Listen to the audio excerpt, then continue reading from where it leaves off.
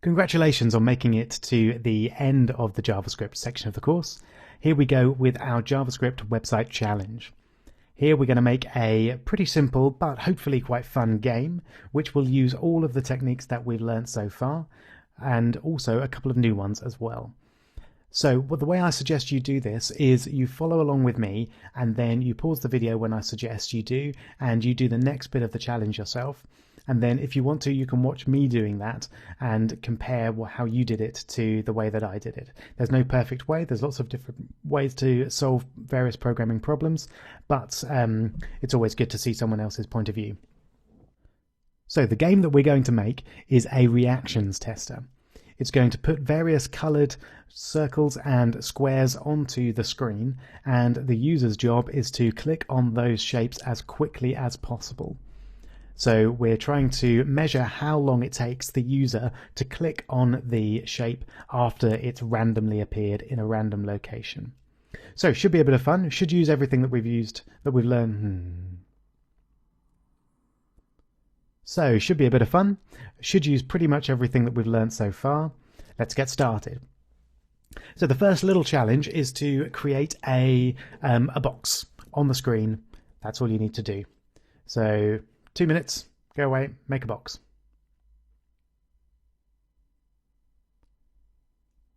Done it? I hope so. Okay, I'm going to do a simple box here. So I'll have an ID of my div. I'll call it a box. And up in the style section, oops.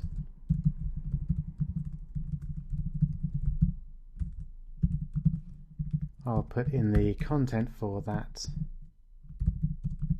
div. So we'll go for a width of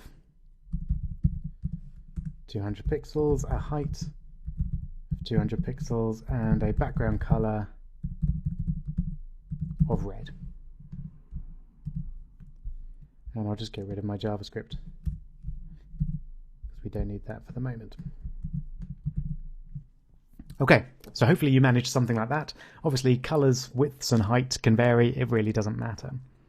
So we want this to appear at some point and we want it to disappear when the user clicks on it. So your next challenge is to just set up a function which makes the square disappear when the user clicks on it.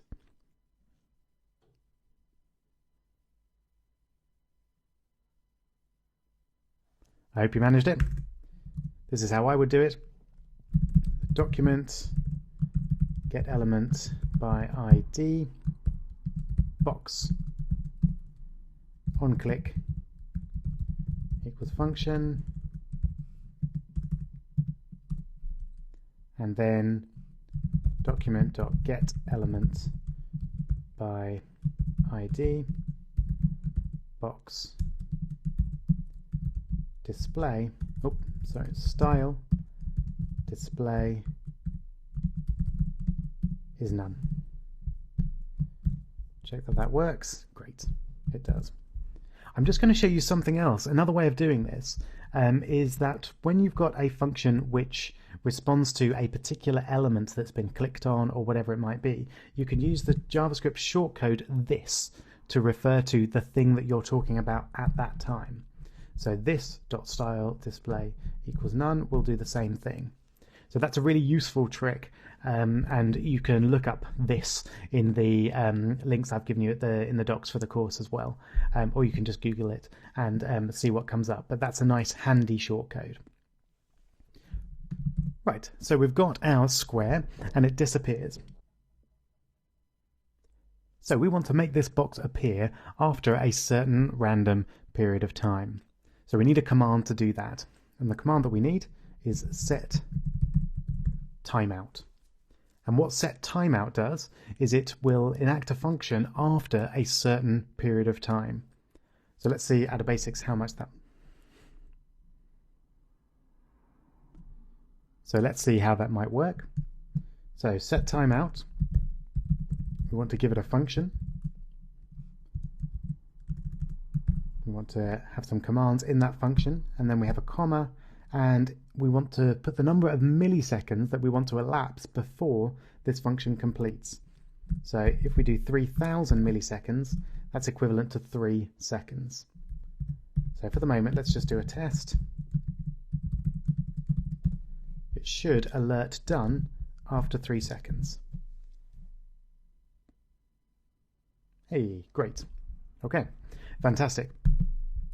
So your next challenge is to hide the box and to display it only after 3 seconds. Go.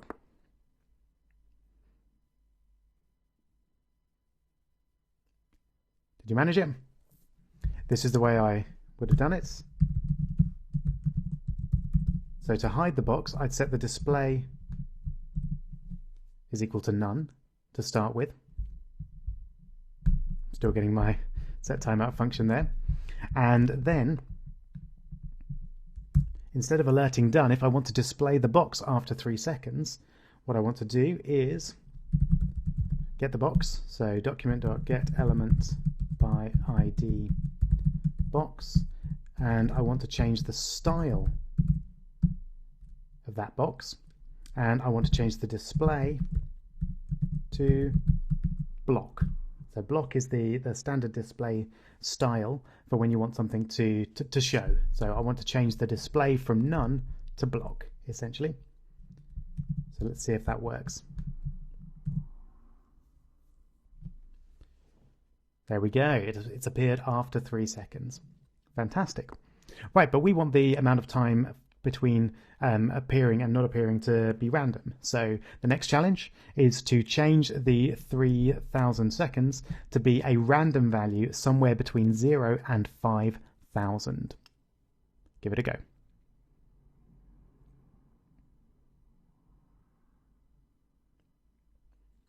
Did you manage it? Well, I think you should have done something like this. So define a variable, let's call it time, and set it equal to math.random. Now that's going to give you a random value between 0 and 1. We want a value between 0 and 5000 if we're going to do it randomly between 0 and 5 seconds. So we need to set time is equal to time multiplied by 5000.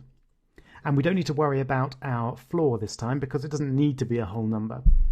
It can be a decimal number and that's fine. So let's just see how that works out. Okay, took a little while that time. Great. I think that looks like it's working fine. Okay, so now it's appearing. What we need to do next is reset everything when the user clicks on it. So at the moment, when the user clicks on it, it disappears. Great. But we're going to want this to happen again when the user clicks on it, and it to appear after a random time again. So my next challenge for you is to figure out how to do that.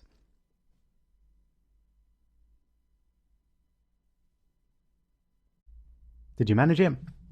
I think you should have done something like this. So we're going to do that with a function. I'm going to take all of that and make a function for it. And I'm going to call the function makeBox.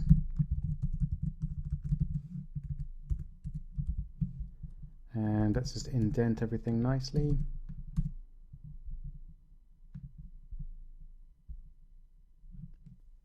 Okay, lovely.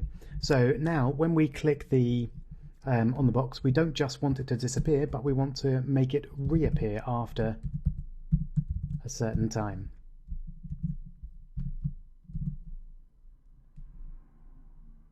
Okay, let's wait for it to appear. Ah, interesting. Right, can you work out what's wrong there? Why is it not appearing? The reason is because we haven't actually made it in the first place. So we have to actually run the makeBox function to make it work. Let's save that, try it again. There we go, so there it appears. Now if we click on it, it disappears. It should then reappear a random amount of time later.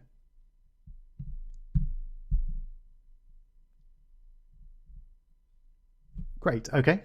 Well, I'm happy so far. Obviously, we've got a little way to go, but I'm going to stop this video there and start again in the next video.